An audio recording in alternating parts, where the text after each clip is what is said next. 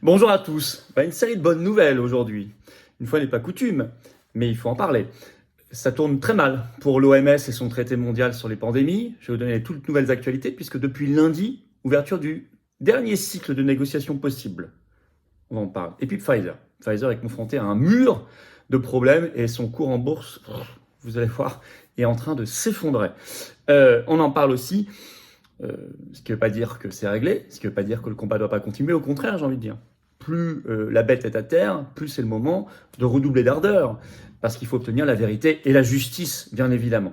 Et vous savez que les patriotes se battent pour la vérité et pour la justice, pour sortir d'un monde géré par le fric, par les conflits d'intérêts, par le mondialisme supranational.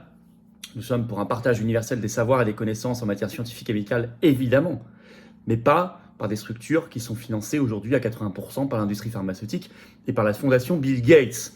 D'ailleurs, on va dire un mot de Bill Gates, vous allez voir dans cette vidéo. Alors,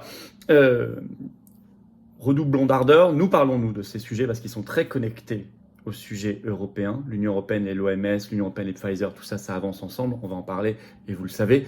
Donc, c'est pour ça aussi que je suis tête de liste aux européennes du 9 juin. La magnifique liste Frexit, paix, liberté au pluriel de coalition, la seule liste de coalition, de rassemblement des souverainistes et des résistants. Eh bien, nous sommes là. Et je crois qu'on est vraiment la seule liste à parler de tout ça, pour le coup, et à se battre sur le terrain, nous, sur ces sujets-là et à faire le rassemblement. Alors d'ailleurs, on se retrouve pour des meetings.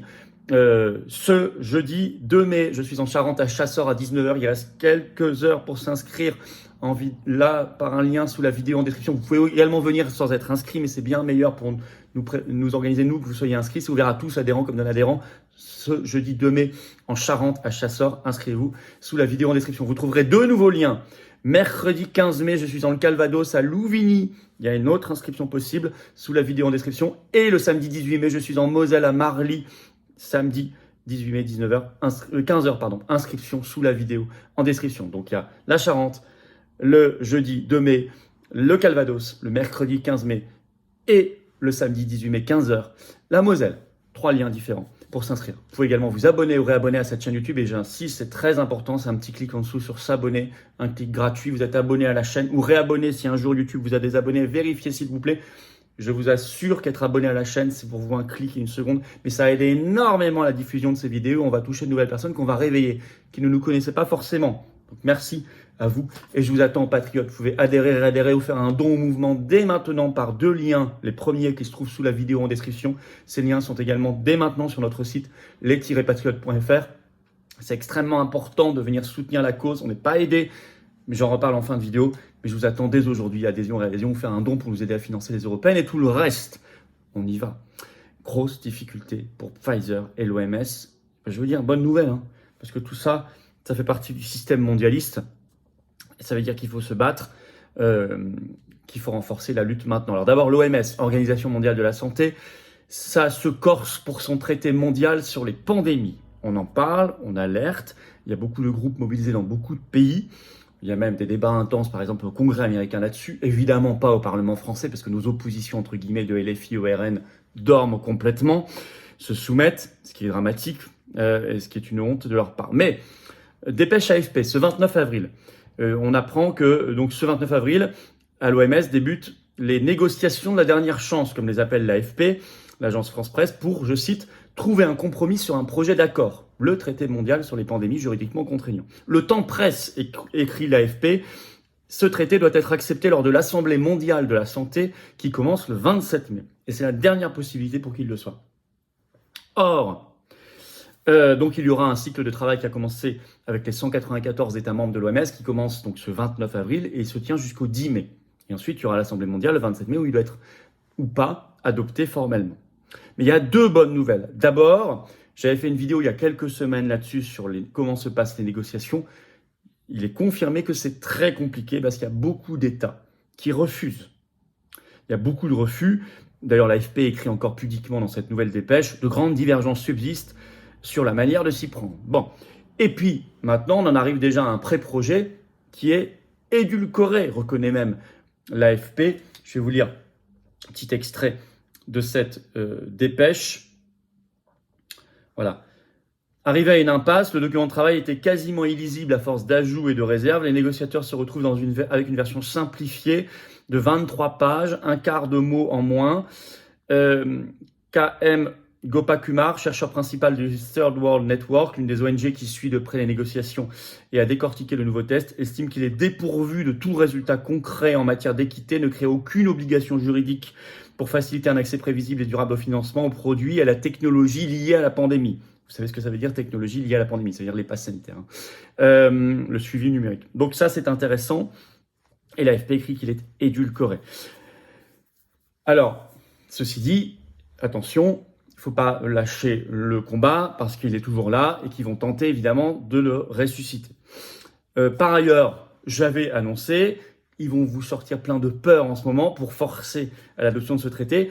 Et notamment, j'ai parlé récemment de la grippe aviaire transmise à l'homme H5N1. Et ben, il se trouve que maintenant, c'est assumé de la part de l'OMS qu'ils en font des tonnes sur H5N1 pour faire adopter de force ce traité mondial sur les pandémies.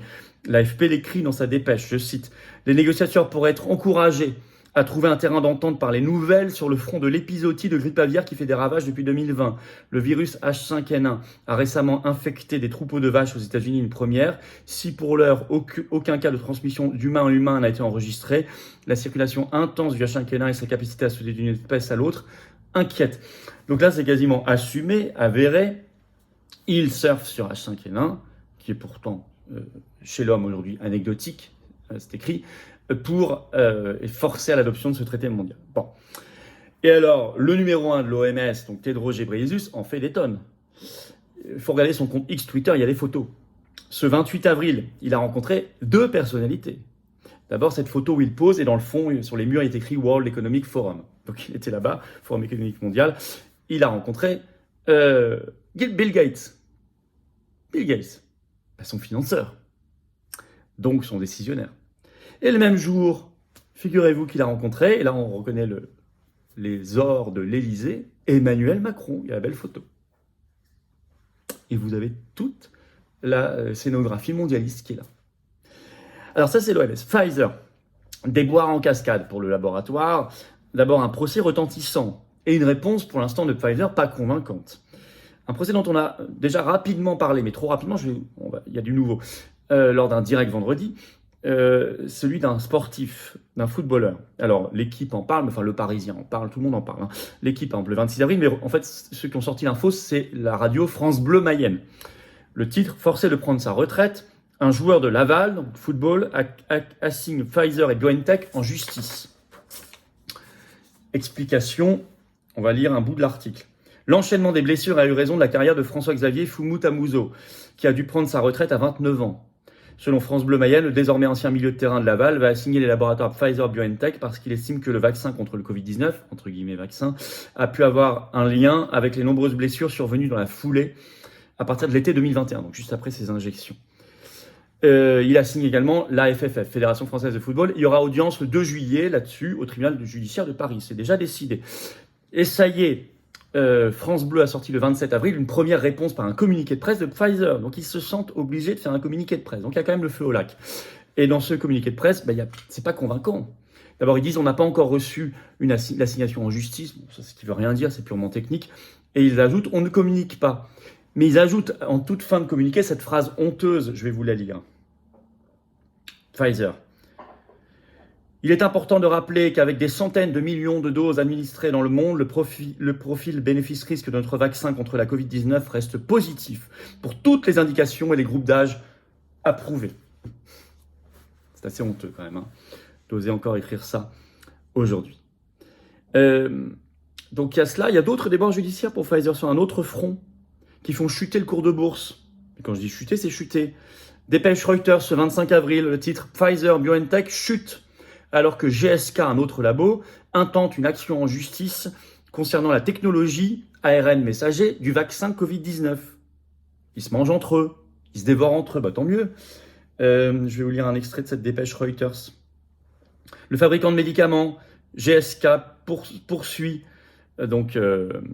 les laboratoires, j'ai dit Pfizer, etc., en les accusant de violer ces brevets liés à la technologie de l'ARN messager dans les vaccins à succès Covid-19 des sociétés.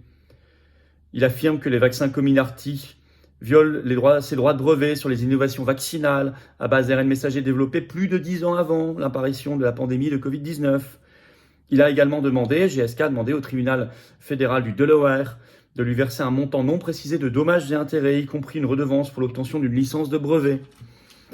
Alors tout ça, ça entraîne une chute du cours de bourse de Pfizer, qui avait déjà beaucoup chuté en 2023, et là, depuis début 2024, de nouveau une baisse de 20%. Regardez un petit peu. Ça, c'est depuis simplement début 2024. Vous voyez, la baisse. Plus on avance. Voilà. Ça, c'est le cours de bourse de Pfizer. C'est intéressant. C'est intéressant. Parce que cette société est en train de payer, en quelque sorte, déjà. Donc ça s'accumule. Et puis, il faut y ajouter, évidemment, ce 17 mai. Je rappelle que le PDG de Pfizer, Albert Bourla, et Pfizer en tant que société sont convoqués au tribunal de Liège, comme Ursula von der Leyen et comme moi-même, comme partie civile plaignant sur l'affaire des SMS de négociation des contrats. Ils sont convoqués aussi. Et je vous tiendrai informé, ça approche là. C'est une grande date, notez bien, le 17 mai. Nous sommes le seul mouvement politique français à avoir déposé cette plainte pénale. Et heureusement qu'on l'a fait. Parce que près d'un an plus tard, on a des résultats très concrets. Et grâce à ce procès, on commence à en parler. J'entendais ce matin Nathalie Loiseau, porte-parole de la liste Renaissance, interrogée par Jean-Jacques Bourdin sur Sud Radio dans la matinale sur ce procès. S'il n'avait pas lieu, si on n'avait pas intenté tout ça, personne n'en parlerait. Vous allez voir d'ailleurs, je vais partager l'extrait sur mes réseaux sociaux, les autres réseaux sociaux, qu'elle patoche complètement sur la réponse. Alors, ça fait beaucoup. Grâce aux actions de la résistance, bravo, dans tous les pays, on se bat. Il faut donc agir encore plus. C'est la doctrine. Si le moment où l'adversaire est affaibli, c'est au moment où il faut agir encore plus pour la vérité et la justice, ces principes nobles qui nous guident. Stop à ce traité mondial sur les pandémies de l'OMS, bien sûr. Stop au pass sanitaire mondial co-développé avec l'Union européenne, bien évidemment. Et la France devrait quitter l'OMS, se battre pour un vrai partage des savoirs, un partage universel en matière scientifique et médicale, mais qui ne passe pas par le fric, par les conflits d'intérêts et par tout ce qu'on voit, qui soit dans un bien commun de l'humanité. On se bat pour tout ça. Pour les européennes notamment, je suis tête de liste, une magnifique liste pour les élections du 9 juin. Il vous reste quelques heures pour vous inscrire sur les listes électorales pour pouvoir voter aux européennes. Il faut s'inscrire avant le 1er mai. Appelez votre mairie, vérifiez. Allez-y, inscrivez-vous, c'est très rapide, bien sûr. Merci de partager cette vidéo. Le 2 mai, 19h, ça approche, là, ce jeudi, en Charente à Chasseurs, grosse réunion publique ouverte à tous adhérents comme non-adhérents, comme toutes les réunions publiques, meeting européenne. Il y aura Myriam Palomba avec moi d'ailleurs. Inscription sous la vidéo en description. Vous trouverez d'autres inscriptions le 15 mai dans le Calvados, mercredi 15 mai, le samedi 18 mai en Moselle. Tout est en dessous. Je vous attends, patriotes, j'ai besoin de vous. Il faut adhérer, il faut réadhérer, il faut faire un don au mouvement pour nous aider à financer tout ça, toutes nos actions. Ça coûte, tout ça, aller sur les tribunaux, juste ça coûte, plus les européennes qui coûtent 1 million d'euros, il faut financer l'impression de nos propres bulletins de vote, nos propres affiches, bien sûr, profession de foi que vous allez recevoir chez vous en fin de campagne, etc. Bref, et adhérer, réadhérer, c'est magnifique parce que vous rejoignez une famille de combat, une famille de cœur, une vraie famille. Que vous soyez en métropole, outre-mer ou à l'étranger, on est là, largement le plus grand mouvement souverainiste de France, très largement, et défense des libertés et de la paix. Mais nous, on fait des actions et on fait des rassemblements, et dans le concret. Et si vous voulez être dans ce concret-là et nous rejoindre et aider, apporter votre expérience, ou réadhérer si votre adhésion n'est plus à jour, je vous invite à le faire. Adhérer, réadhérer, pour le faire, c'est le premier lien sous la vidéo en description. Ce lien est également commenté à épingler, une petite fiche maintenant sur l'écran et dans quelques secondes, un lien sur l'écran. Faire un don de soutien au mouvement, c'est le deuxième lien sous la vidéo en description, c'est facile. Tous ces liens se retrouvent sur notre site, les-patriotes.fr, très facilement accessible. Et tout ça est défiscalisé aux 2/3 de vos impôts. Franchement, faites baisser vos impôts utilement, efficacement, et on en a besoin, puisque nous, on n'a pas les millions, les banques, les médias du système, ni leurs copains, ni leurs réseaux, ni leurs coups de pouce. Non, on a le vent contraire du système, parce qu'on est dans la résistance anti-oligarchique. Donc aidez-nous, rejoignez-nous, apportez votre richesse, soyez pas seuls. Et rencontrez des gens qui pensent comme vous près de chez vous. Bravo aux donateurs, aux réadhérents, bienvenue aux nouveaux adhérents patriotes. Vive la France!